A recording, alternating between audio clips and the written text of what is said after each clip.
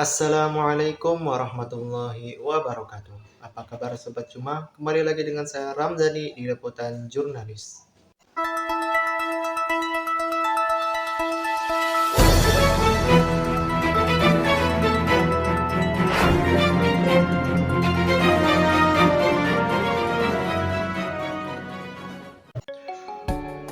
Pada kesempatan kali ini, saya akan memberikan informasi kepada Anda semua tentang hasil dari materi mata kuliah Teknik Reportase dan Investigasi Berita pada pertemuan ke-11 hari Senin tanggal 6 November tahun 2023 yang diampu oleh dosen mata kuliah yaitu Bapak Dr. Adi Kusuma, SIKOM, MSI.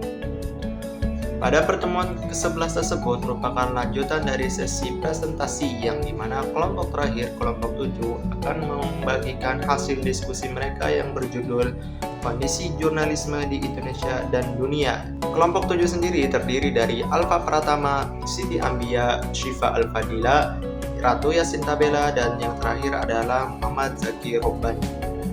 Secara garis besar, pembahasan yang disampaikan oleh kelompok 7 ini terdiri dari kondisi jurnalisme di Indonesia, kondisi jurnalisme pada era digital, dan yang terakhir adalah kondisi jurnalisme yang ada di dunia.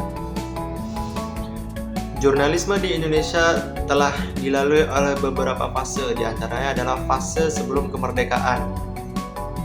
Fase ini merupakan fase di mana jurnalisme yang ada di Indonesia masih di bawah kekuasaan pemerintah Belanda, VOC saat itu.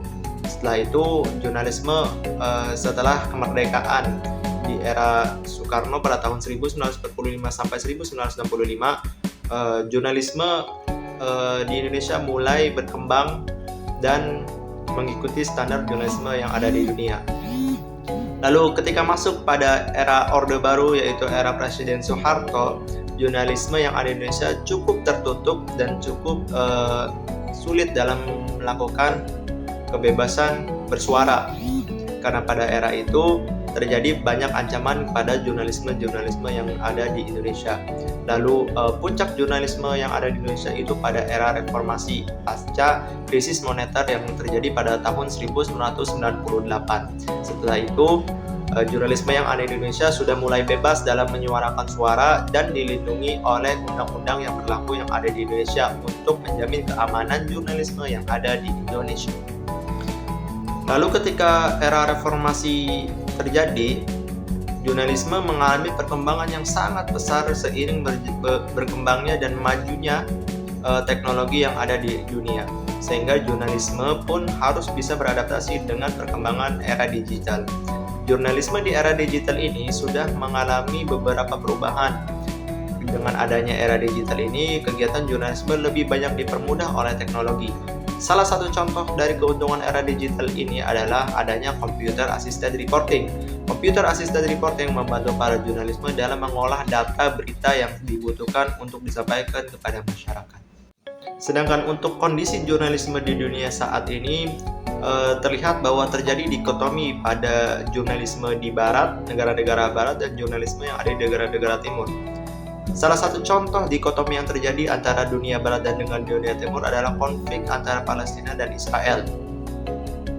Jurnalisme negara-negara barat cenderung memihak pada pihak Israel yang dimana-mana jelas melakukan genosida, pembunuhan terhadap anak-anak Palestina tanpa kebenaran dan hak yang benar untuk dilakukan pemboman di Gaza, Palestina.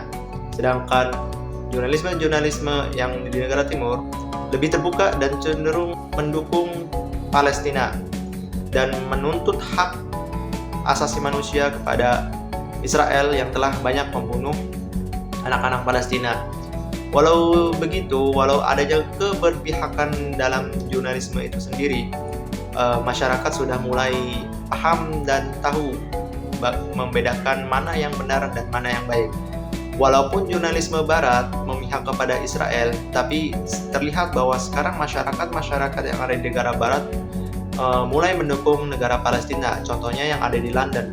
Walaupun jurnalis yang ada di London, Britania Raya atau UK, United Kingdom, memihak kepada Israel dan memberitakan yang baik-baik saja tentang Israel, tapi masyarakat di sana, di London khususnya, justru malah mendukung Palestina.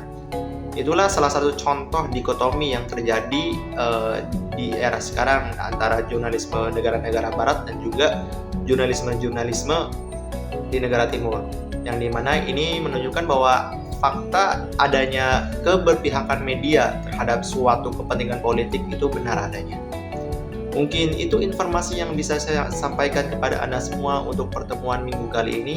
Kurang lebihnya saya mohon maaf. Saya pamit undur diri. Assalamualaikum warahmatullahi wabarakatuh.